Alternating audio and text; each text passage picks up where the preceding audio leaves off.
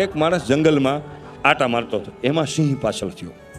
સિંહ પાછળ થયો ને એમાં ઝાડવે ચડી ગયો.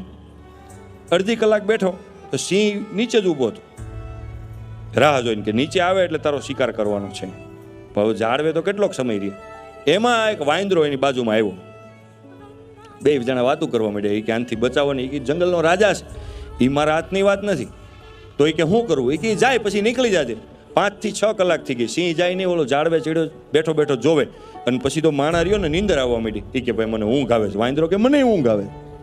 એ કે કામ કરીને, એ કે હું પહેલાં હું સૂઈ જાઉં 2 કલાક, પછી તું 2 કલાક સૂઈ જાજે, હું જાગીશ. એ કે કાંઈ વાંધો નહીં. માણા સૂઈ ગયો 2 કલાક. 2 કલાક થઈને એટલે વાંદરાએ જગાડ્યો. ઓય ઊભો થા. તો માણા ઊંઘમાં જાગ્યો. એ કે હું સૂઈ જાઉં છું, હવે તું 2 કલાક જાય. સિંહ નીચે શિકારની રાહ જોઈને ઊભે. હવે માણસ જાગ્યો અને વાંદરો હૂતો. એમાં માણસની દાનત ફરી કે નીચે આને ભોજન જ જોઈશે ને, આને તો શિકાર, જંગલમાં કેટલા બધા વાંદરા આટા મારે, એકાદું વાંદરું ઓછું થઈ જાય તો એમાં ફેર શું પડે, અને આ તો હુઈ ગયો છે. એટલે એણે નક્કી કર્યું કે આને જરીક ધક્કો મારવું.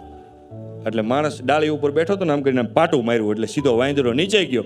અને પાછો નીચે ગયો ને તે પાછો આંટી મારીને ઉપર આવીને બેઠો વાંદરો. કારણ કે વાંદરાએ હુવા ટાણે એનું પૂંછડાની હું ગાંઠ મારી દીધી હતી બીજી ડાળે, બરાબર. અને જાગ્યો અને માણાની સામું જોવે.